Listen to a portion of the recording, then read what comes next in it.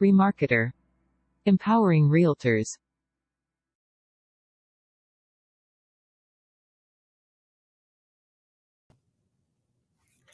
Good morning, and thank you very much for joining me today. Yes, I do look a little bit different this week. After many, many years, I've finally shaved my beard. So let me know what you think. Both my daughters want it back. So let's see how it turns out. But anyways, we're going to be talking about market stats and market reports this morning. And I want to pretty much take you back to the basics and show you all the different capabilities and possibilities with the market stats and market reports.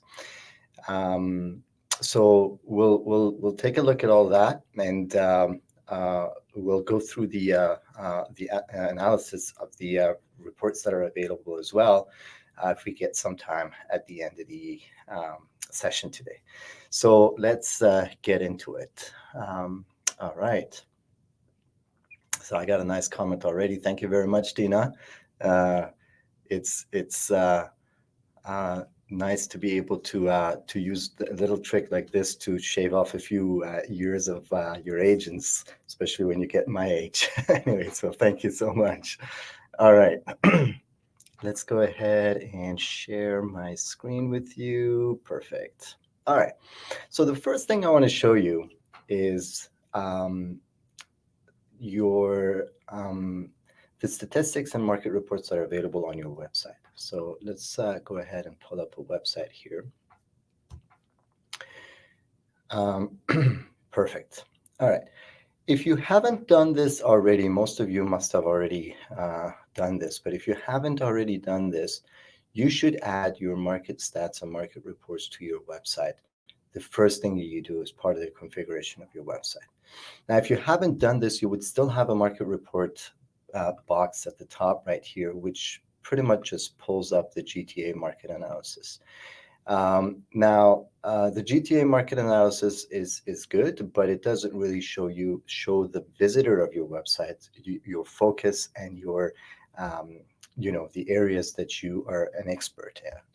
So basically what we need to do is we need to also add some broken down market stats as well. So depending on the areas that you work and door knock and advertise and are pretty much present as a local realtor, you would select the areas. I know that you can operate pretty much anywhere within the jurisdiction of your license. But it's very important for us to be able to demonstrate our focus as realtors. So that's one thing that you need to do. So let me show you where you can get these market stats added to your website, and then we're going to get into the statistical information that's available on each one of these pages. So what you need to do is to go back to your dashboard, go all the way down to web design, go to website config, and then go to the extras tab right here. Now, under the extras tab, you have your market reports available right here. So depending on your data access, so if you're a TREP member, you have access to TREP's data. If you are an ORIP member, you have access to ORIP's data. So depending on your access level, you will have a list of cities available in here. Now, we don't have statistical information for every little town and small area on the map, pretty much. The reason is that we would only be able to collect statistical information for areas that have some enough transactions to make it worthwhile for generating any statistical information. If the area is so small and the number of transactions in it is so scarce that you don't have any transactions, enough transactions, at least, a few transactions every month to be able to create a graph and a trend, you wouldn't be able to make anything that you can make sense out of. So, I mean, a graph that would just jump and then go back to zero and then jump up again and then go back to zero for a couple of months, that doesn't really create any sense of information for you. So that's why, you know, smaller areas might not be available in the list, but any area that pretty much has enough information generated over time, we do have statistical information for. So you can pretty much just select the areas and search for it and select it. So let's say I want to select Richmond Hill here. So these are the areas that I work in. So let's say I'm mainly focused in the York region, for example. So I'm going to select Richmond Hill, and then I'm going to select, let's say, Newmarket, and then I have Aurora and Vaughan. So these are the areas that I mainly focus on. So go ahead and select your market reports areas, up to 4 of them, and save it. Once you save that, your website is going to reflect the same. So we've got Richmond Hill, Newmarket, Aurora, and Vaughan. So you can even select these in the order that you wish for them to appear, and they will appear like this. All right, so if I go ahead and pull up the Richmond Hill market stats, for instance, you're going to be able to see that we've got several different indicators on this page. So this would be a good page for you, your reference point for statistical information for this city, for Richmond Hill, for instance. So for example, if you are running posting a post about statistical information of Richmond Hill on social media, if you want someone to go to a link for more information, this could be a good candidate for you to include in the comments of your post, for instance, right?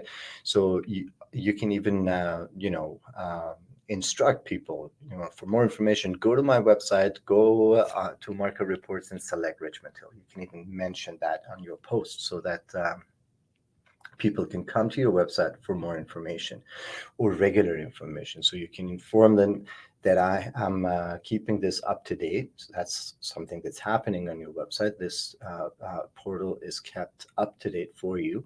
So people can regularly come to your website to visit the statistical information of Richmond Hill, for instance. So if someone owns a house in Richmond Hill, they would be very interested to see how, for example, the trends are in regards to the average market price. All right. So these are the items that we have here. The first thing is a bar showing whether the market is more of a buyer's market, a balanced market, or a seller's market. And for years, we've had this indicator sticking to the top around these areas wherever we went for whatever market that we were looking at. And over the course of the past couple of years, you can see that the bar is moving more and more towards the buyer's side. You can see, for instance, that here Richmond Hill is looking more of a buyer's market today. Now, that's the first indicator here. And usually this is calculated based on the inventory and the number of sales transactions that are happening. Now we will see more of that and why this conclusion has been made down below. So the total number of properties sold in the past 30 days in Richmond Hill were 143. These are all types of properties. And the average sold price in excuse me, in Richmond Hill were $1.3 million.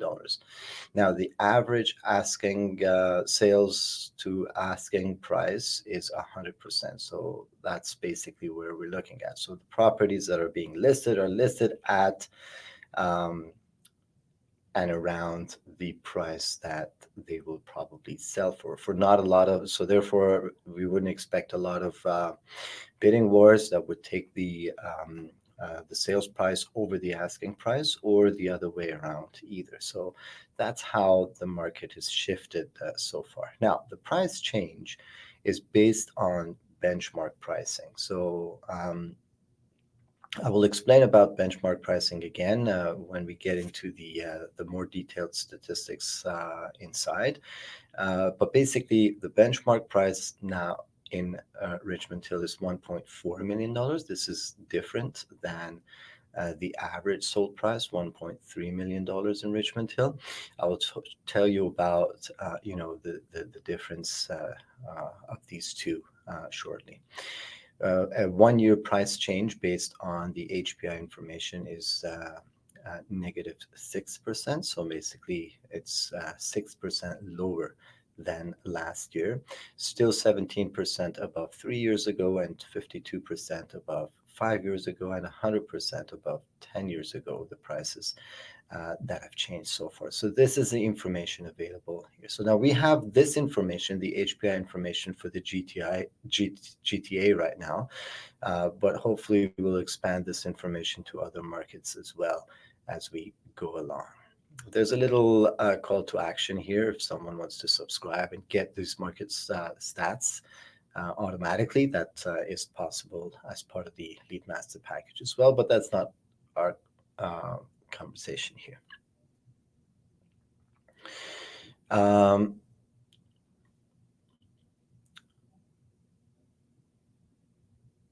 the next chart here is the most um,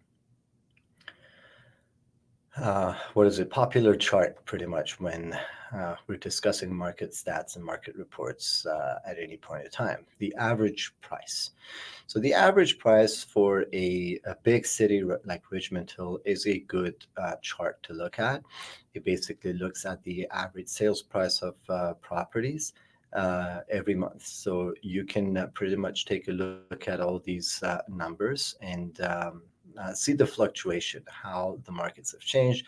You can see the effects of the seasons. You can see the effects of uh, external factors such as interest rates, announcements, etc., and all that. But overall, you can see that the prices have gone up and gone down and then gone up again and gone down. And right now, the trend seems to be negative. So prices are going further down. And for that, we have the average days on market to look at as well. So basically, that's the number of um,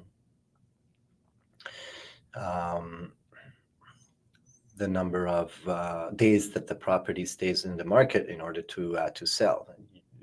We see that we've had uh, times that the average DOM was around 45 days. Right now, it's a little bit better than the worst days, but you can see that the average DOM is also having an upwards trend here, more or less. So around a month for the properties to sell right now. So right now we're again approaching the dead zone of the summer pretty much. So you could expect to see some seasonal effects on the market as well. And then finally, we have the market activity chart. So basically what this is showing is it's showing you the number of active listings at the end of the market, at the end of the period, versus new listings that were listed during that period and sold listings. So the number of properties that have sold. So we're looking at these numbers and we can see that there's a big gap here. So pretty much uh, we have 876 properties on the market that are still unsold. 455 of them were newly listed, and only about 143 properties sold this month. So this is pretty much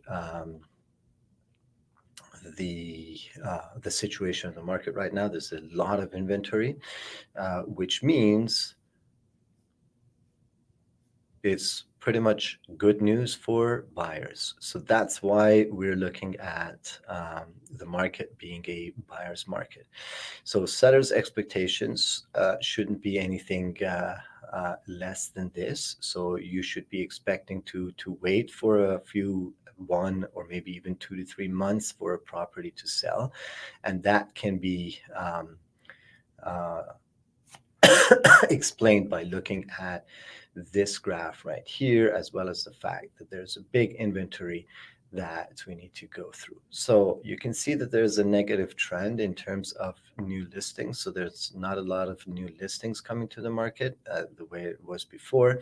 That might have created a little bit of, well, basically eased off a little bit in terms of the average market, but you can see that sales is pretty much steady.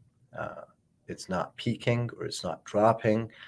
We have a steady set of sales all across the year, pretty much.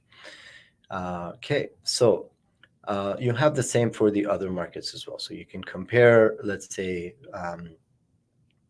Newmarket to Richmond Hill. You can see that we've had a much sharper drop in price, in average price, when we're looking at Newmarket, for instance. We can see that we had pretty much the same trend in DOM with Newmarket, but properties are selling a little bit faster here, just a little bit faster in general. And you can see that we still have the same gap up here as well, which is pretty much the same as what we were looking at in Richmond Hill. So pretty much going around the York region, we're seeing the same story, more or less. This is Aurora's situation. Again, the same jump and then going back and then the increase again at the end. We've got the same kind of difference here, yet the sales have gone up and down a little bit more, well, basically fluctuated a little bit more when we were looking at the market activity in Aurora. Vaughan, again, a little bit more steady in general. Don't be worried about these ups and downs and jumps. That's, how average pricing pretty much trends. But, look at the average denominator. So basically, we're more or less around the same price. You can even see that the 1 year price change is a little bit less compared to the other cities. Same jump down and then up again. And then we've got a gap right here. So you can pretty much use these charts to compare the different markets as well. But these days, pretty much we have the same story looking at any market. But the point is, you should have these market reports added to your website. So if you haven't added them to your website, go ahead and add them to your website. Once again, where you could see these is under website design. You go to website configurations under the extras tab, and here select your market reports and they will appear on your website. All right. Now, the next thing is looking at the market reports and market stats that are available within the the system. We've got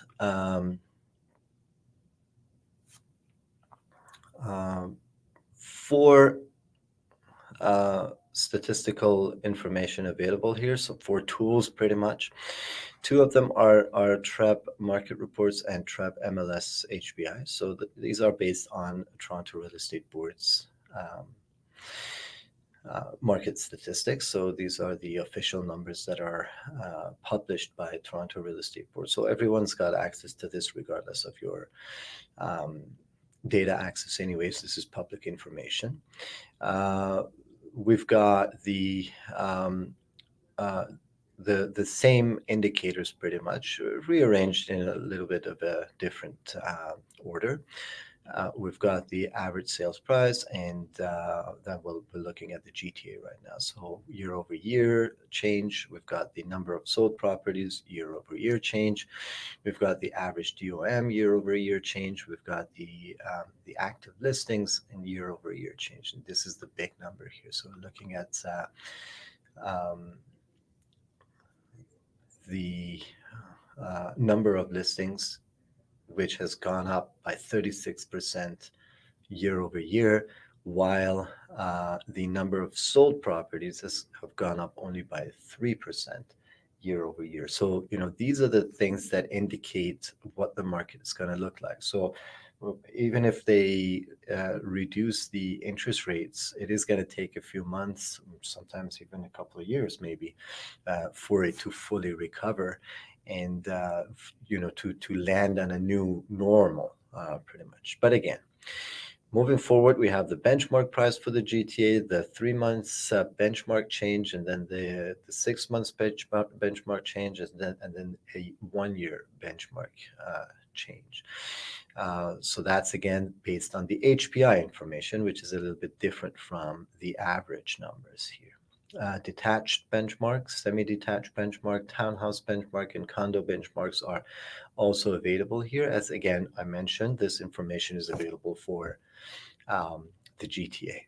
Then we have the same average price, the market activity, as well as the DOM. So these are all there. We also calculated some indicators for you here as well. Sales to new listings ratio is 33%. So that means 33% of whatever is listed sell. Then we have months of inventory, which has gone up to 4.4. And that means that it takes, at the current rate of sales, it'll take 4.4 months to sell the inventory. 99% is sales price to list price. So that's where we're at right now. When you're going through properties as they list it, usually they sell at the listing price. So agents right now are pretty specific. They don't underprice or they don't overprice. They're not shooting for multiple offers. They're not shooting for basically a lot of bargaining, but they are listing at a price that is expected for the property to sell anyway. And that's where the sales are happening. And the total sold value, which is $5.8 billion in the GTA. Obviously, you can go ahead and break this down. So if I want to look at an area, for example, let's look at, let's say I want to take my client out to purchase a property in Oshawa, and we want to take a look at the market stats before we go ahead and start looking in Oshawa. So firstly, we can see that the balance indicator is a little bit more towards the balanced market rather than the buyer's market. So it's a little bit different. So Richmond Hill was right here, where Oshawa seems to be more balanced. Now, again, we have the average prices, benchmark prices of all the different types of the properties as well, and the fluctuations and the changes as well. So we can see that, for instance, the growth in the number of sales properties here is 6%, and the average DOM has gone down by 10% to 19 from 22, 23 perhaps, where, these are indications that properties are selling a little bit better in Oshawa. Then moving down to the market stats, we can see that we've had a drop of average market price here. And over here, we have a little bit of a different story. The new listings have dropped dramatically, even though there's a still big gap between the average listings and sales. We did have a sharp rise in new listings. And we did have a rise in sale as well before, but then it's dropped. So basically that means that there's less inventory going to be available going forward because there are less properties being listed, while we can see that there's a slight decline in sales as well. So that's kind of where we can kind of see where we're heading towards. we have pretty much the same fluctuation with the DOM, and we have the ratios as well. So sales to new listings ratio is 41% with an inventory of 2.8. So this is one of the um, slightly hotter markets of the GTA when compared to the 4 point something months of inventory for the average GTA. We have different. You can see that the prices are a little bit above asking as well. So you can see that there's a little bit of an extra demand compared to areas such as Richmond Hill, for example. If we go back, let's look at Richmond Hill again. So here we have 5.3 months of inventory and 100%. So you can see the expectation of the client should be a little bit different. So when we're moving from market to market, we're going to be able to use these stats and information in order to be able to shape and build our customers' expectation, our clients' expectation, whether it's a seller or a buyer, based on facts. Because at the end of the day, that's what matters in real estate. It's not up to me as a realtor or up to my client to decide what the price of the property is going to be. It's a commodity, so it's up to the market. And basically, looking at the market is the way that we can make the best decisions and um, help them really build their expectations. All right. Now, the next, another thing that you could do here is you can select a type here as well. So let's say we're looking at the Richmond Hill market, but we want to look at the detached properties market stats. So we're looking at the detached properties, and now we have the different numbers based on the detached properties here.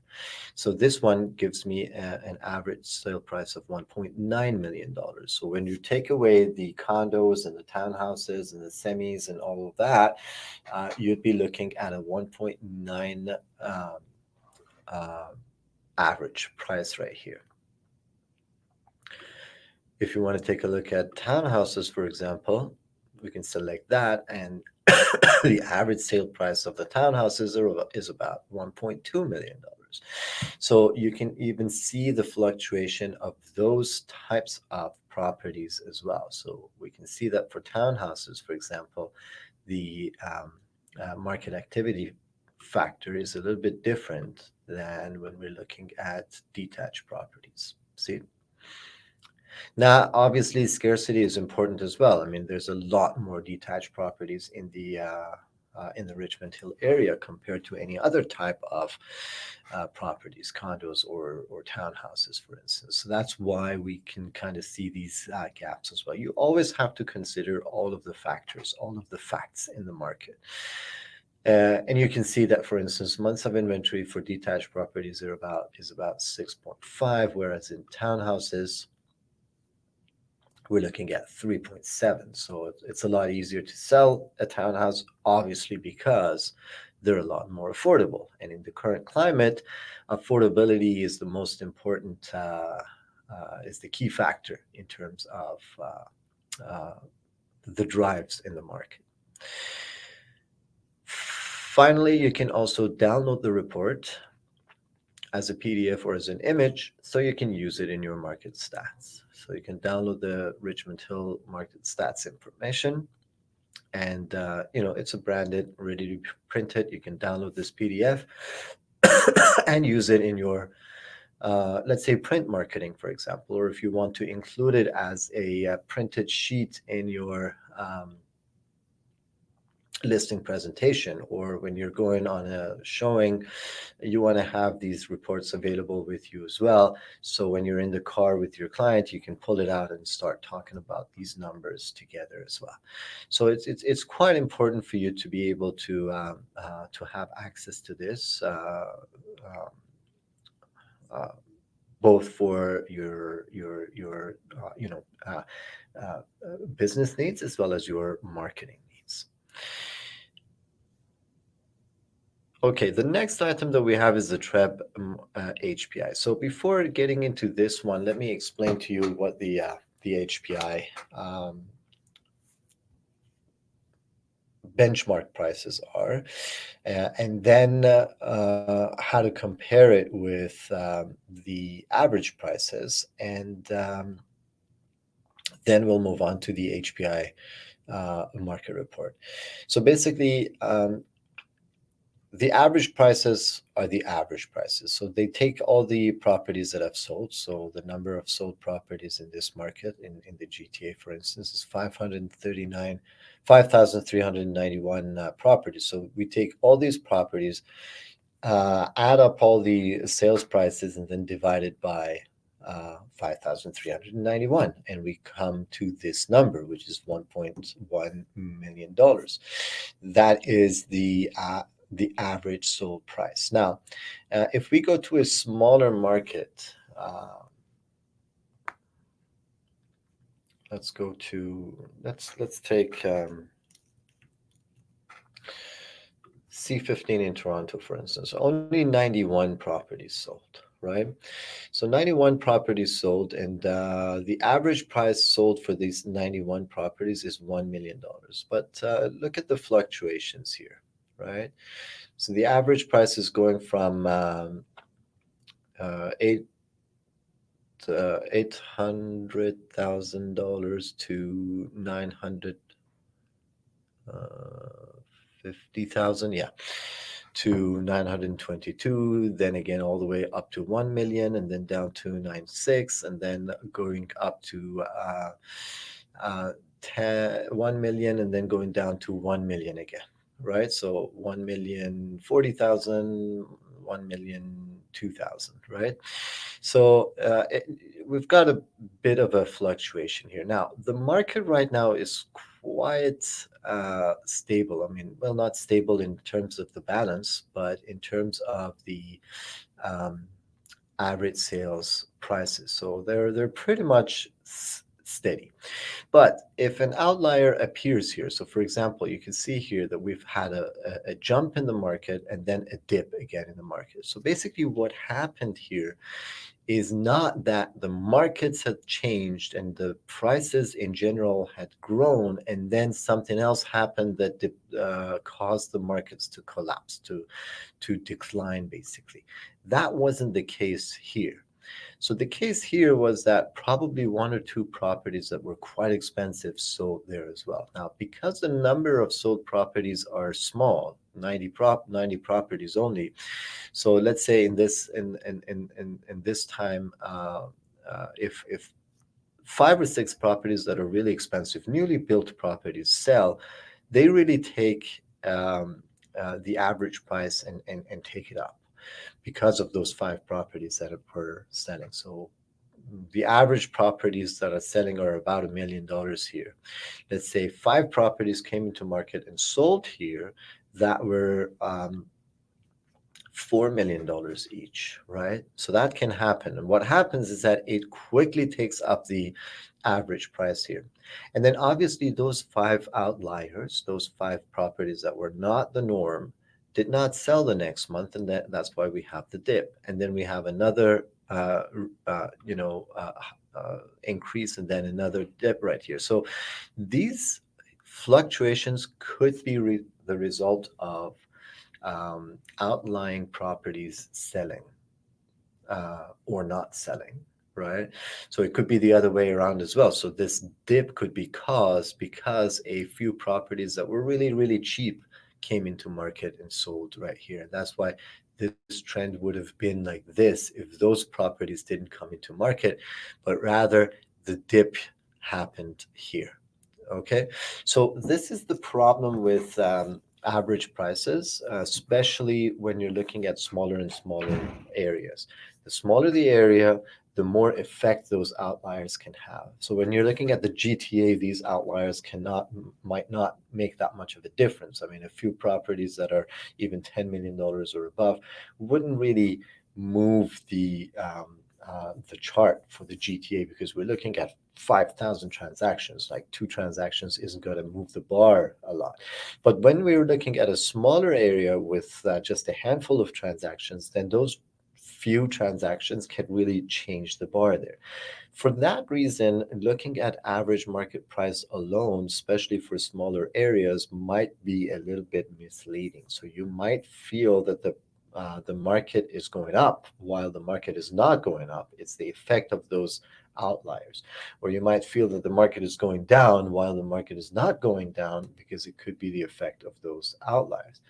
That's why we have benchmark pricing. So in benchmark pricing, what they do is that they would only look at the typical property of a neighborhood in order to calculate the property with the typical characteristics.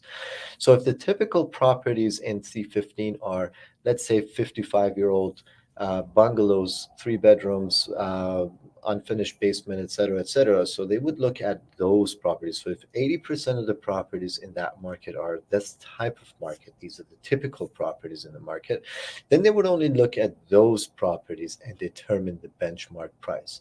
Therefore, if those outliers come into market, they will not affect the benchmark price, and therefore the benchmark price will have an indication of a better indication of what the actual fluctuation in the market is, because you're looking at the majority of the market, and you're not allowing the minority of the market to have any effect on the fluctuations there. So there, with the benchmark price, you usually have a better trend. Now, uh, uh, my way of understanding how the markets are shifting is usually comparing um, the average sold price to the benchmark price. Usually, when the average sold price is higher than the benchmark price, there is enough demand in the market. When the average sold price is lower than the benchmark price, that means that the market is looking uh, moving downwards. Demand is slowing down because until the benchmark price is updated, it is showing that the average price, so basically what the benchmark price expected, the average price is not keeping up with, or the other way around. So, I mean, looking at C15 here, you can see that the demand is quite okay, pretty much, because the average price, or at least the willingness of people to pay the asking prices, are looking a little bit healthier compared to this. It's not that much of a difference. 1,982,000. So we're looking at just $18,000 difference. It's pretty much at par, you might want to say. But let's look at new market, for example. Over here, you can see that we're looking at $1.1 million average sold, but the benchmark price is higher. So people are paying a little bit less than what the expectation of the market was. I usually like to look at this as the calculated expectation of the market. This is the actual fact in the market. All right, so you can see that this one is a little bit lower there, and that's why probably this is 99%. Again, it's not that much lower, but if it's a huge gap here, like $100,000 difference in the gap, then you're looking at, a big drop coming up. All right. Now, moving on to the MLS HPI, this is what we've done with the GTA map right here. What we do is that, um, yeah, you've got all the areas, and this heat map shows you the difference in benchmark. So basically, it's showing you the most expensive areas in the GTA. So these are the most expensive areas: Bridle Path, Sunnybrook, St. Andrew, Winfields, Forest Hill South, and Lawrence Park South. So these are the most expensive areas. Bayview Hill over here, and Bayview Glen. So these are the most expensive areas in the GTA based on the benchmark pricing. You can see the benchmark pricing here for Bridle Path, Sunnybrook, for instance, is $3.2 million. That's including all property types. So it's not just the mansions in Post Road, but you're looking at all the condos and the townhouses, and all the other property types in that area as well.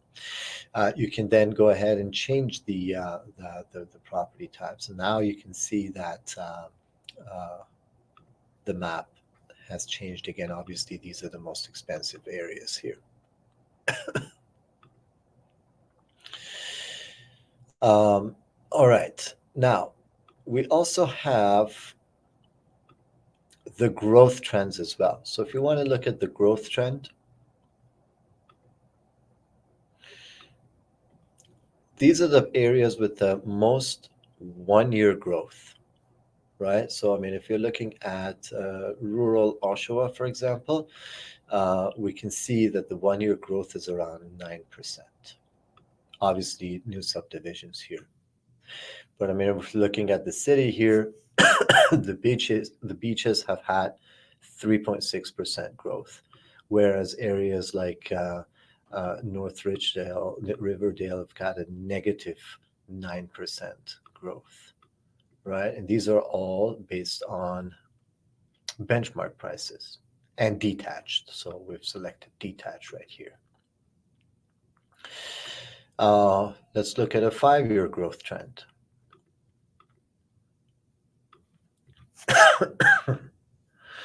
So you can see that the 5 year growth has been the suburbs.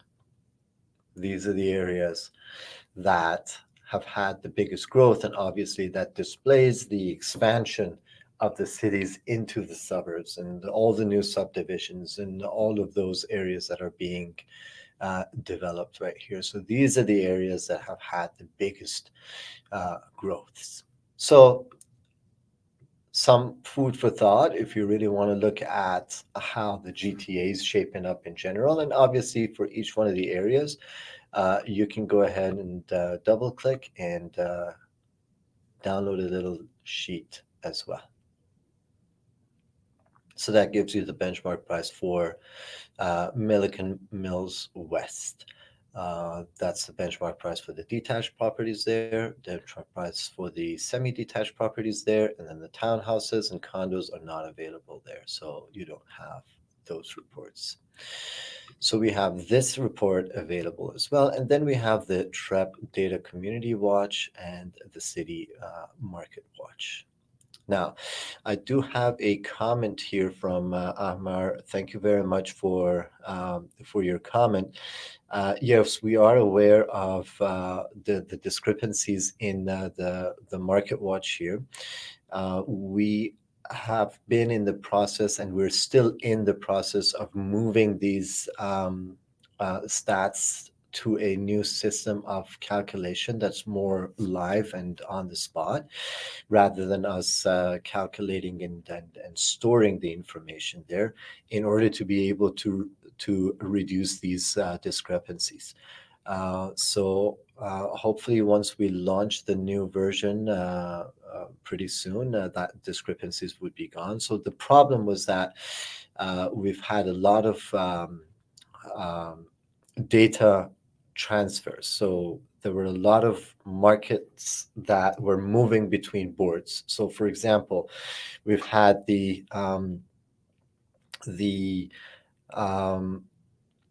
London market stats moving from Ortis to TREP. We've had Kingston market stats moving from Ortis to TREP. These are different suppliers of data. Well, basically, one of the biggest one in Ontario, or pretty much the biggest one in Canada, is TREP, and then we have Ortis, which is supplying data for a lot of other boards in Ontario, and they've been changing and switching a lot of information between each other over the past couple of months, and that's why all of a sudden we might have had a huge increase in something like what's might have happened in here, and that is, I know, because of the moving of the Kingston area, the London area, and all of those over to the system. So all of a sudden there was a surge in the amount of data, and we needed to normalize them, we needed to correct them, we needed to remove them. And then there was the change of the database supplier. So a lot of that kind of a thing was going on, and therefore our system of calculating and storing the points wouldn't make sense, because we were not comparing apples to apples anymore from this week to the next week. So it's a lot of corrections that we needed to do, which we tried to do anyways, and that's the reason why we're moving to a different system of calculation, in order to be able to show you a live calculation of the entire span of the time that we're looking at any time. So if any changes might have happened here, we're not comparing it to a totally different system of calculation on the other point. We would be calculating all of the points together at this point of time. So that's what we're doing. So yes, we're aware of that, and thank you very much for pointing that out as well. And we're working towards correcting it. The reason was all that changes in the data sources and moving of the different big boards from one supplier to another supplier, which really created a lot of confusion for our system of calculation here. But anyway, here you have the community market watch available. So this one is a lot more specific. You can go in and look at certain communities. So for example, I can look at, instead of Richmond Hill, I can look at South Richville, for instance, which is a neighborhood within Richmond Hill. Now, again, because we're now looking at a lot less sales, you see, for instance, we're looking at 50, 60, 20 sales. So the number of transactions are a lot less. The fluctuations are going to be a lot more.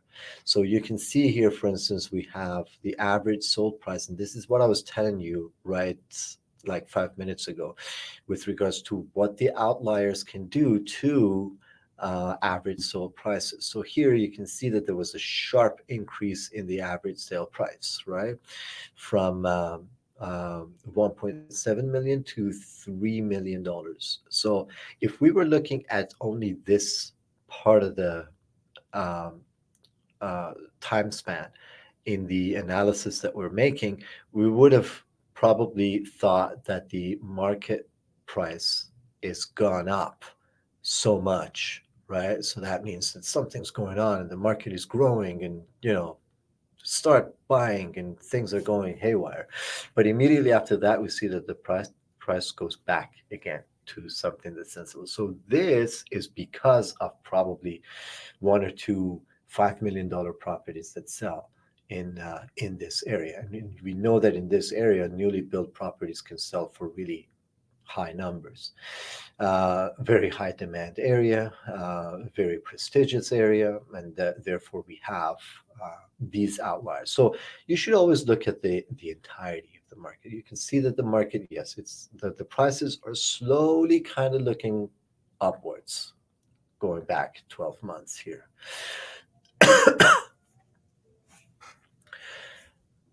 Same thing for uh, the market activity chart here. You can see that there are a lot more properties coming onto the market right now. The inventory is growing while the sales are pretty much stagnant. So we have the same information that we had for the cities. Here it's only for that specific community. And then we have the city market watch. So the ones at the top were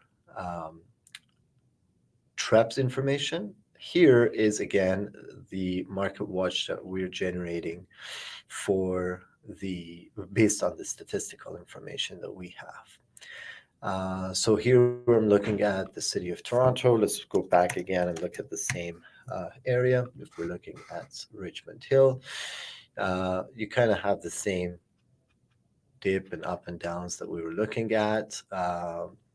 The market balance is again towards the buyers, and we can see the same gaps right here. The only difference is that we're doing more calculations. So we actually calculate this weekly rather than monthly. So instead of you waiting for a whole month to see what the market of Richmond Hill looks like, you can come to this chart and see how the fluctuation is happening weekly. So we can see that there's a small decline in the inventory here. Sales are the same. The decline in inventory is because there was a decline in new listings that were coming into the market. So there are less listings, but that and there's been a slight decline. That's why we might be looking at a upward trend here a little bit because the inventory is just a little bit lower than what it was a few weeks ago. But sales don't seem to be picking up at all. So that's interesting to see as well. I mean, looking at um, the fact that we've had two interest rate cuts already, we can see that sales haven't really picked up that much. And in none of the areas that we were looking at, we didn't see any growth in sales yet. So even though optimism in the market is growing, but that hasn't translated into actual sales yet. So that's these are the good things that you can have discussions about with your clients. All right. Now, um, enough about the analysis. I want to show you two more things with regards to using the stats in your marketing activities. The first thing is graphics. So if you go to graphics and you want to create a market stats post for your social media, these are the two that you have. One of them is using the Trebs data, another one is using the market watch that we have. So I can go ahead and select this and quickly select the area that I want. So let's say I want to generate that. So you see here, we've got Oshawa from TREP, and then we've got Oshawa information available in RAB, which is the Hamilton board. So as funny as it is, there is information available in there as well. So once these two merge, then it can, kind of throw off the numbers a little bit. But anyways, we're looking at TRAP here. So these are the stats for Oshawa's market, and I can go ahead and download this card and use it in my social media post. So if you want to talk about Oshawa's market, you can quickly create a post like this and then post it on your Instagram, for example. If you want to make it look better, you can also uh, select a custom background here. So for example, I can select this custom background and use it to make it a little bit more interesting. You can also select backgrounds from Pixabay. So I want to look for these kind of, let's say this one is nice. I'm going to use this one. So those are royalty-free pictures that you can get from Pixabay. It's already connected. You just select it and then you use it as the background. So I have now a nice post with all the indicators of the Oshawa market. If I want to create multiple posts with each one of these different indicators separately, we can do that. So let's say, for instance, I can select detached properties here. So these are the stats for detached properties. Or I can say, all right, so I need only the average sold price here. And then I can download this card. And then I can go ahead and say, all right, so I want to see the average sold price for the townhouses. That's the average sold townhouses. I'll download this one. Then I can have a post on social media that is talking about the difference in the average sale price of detached prices in Oshawa versus townhouses in Oshawa, for example. So you can easily create these kind of stories using graphics. And finally, you can also use the statistics in your newsletters as well. If you create a custom newsletter, let's say we want to create a custom newsletter that I want to send out to my clients in your market, right? What I can do is I can add the market reports to my newsletter right here. So what I'll do is that I'll add a title, new market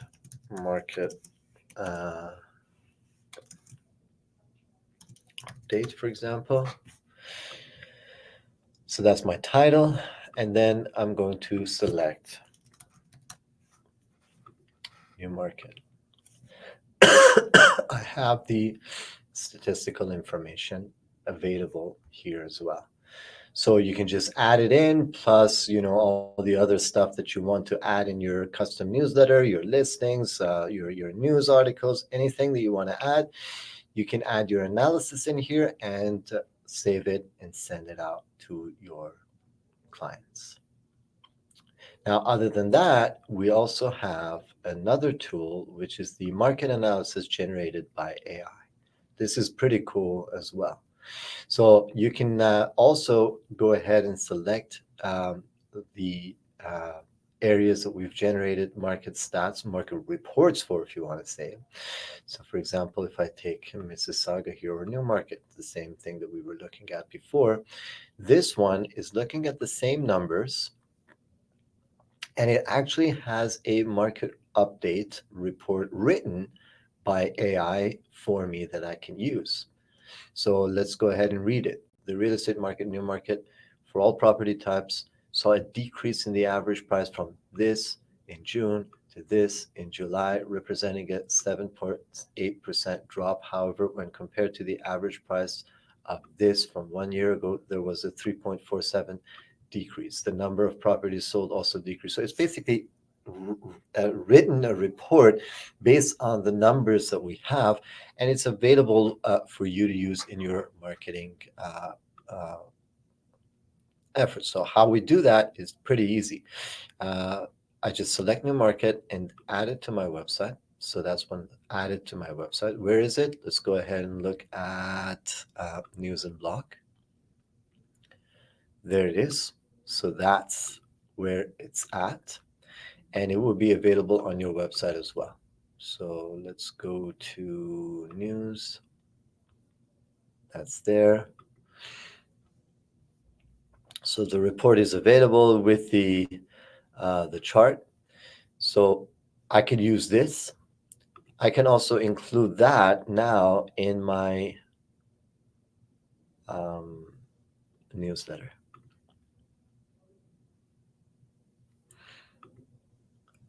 Custom newsletter. Now, here's what I'll do. New market update. I'm going to add new market here. So I have the stats, and then I can add from news the report, which they can click and read. Right? So now I have a full-fledged market update newsletter available to be sent to clients. All right. So I think I've covered everything. These are the things that I wanted to cover today. Market stats and market reports are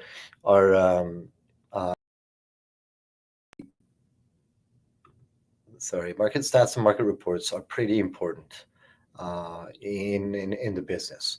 Whether you're just analyzing the market, whether you're marketing, whether you're helping a client budget or decide whether it's time to buy or not, or decide to whether it's time to sell or not.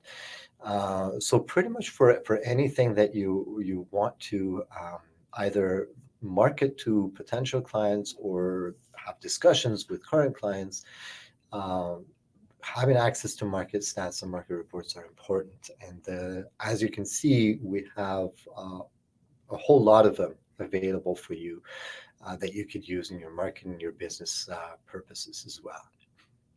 So I hope these come useful to you, and that you're able to use them to grow your business, especially in times like now, which markets have been uncertain for a while, and now they're shifting, changing, and people are pretty curious to know and exactly understand how the markets are shifting and changing. Not always the news outlets are correct.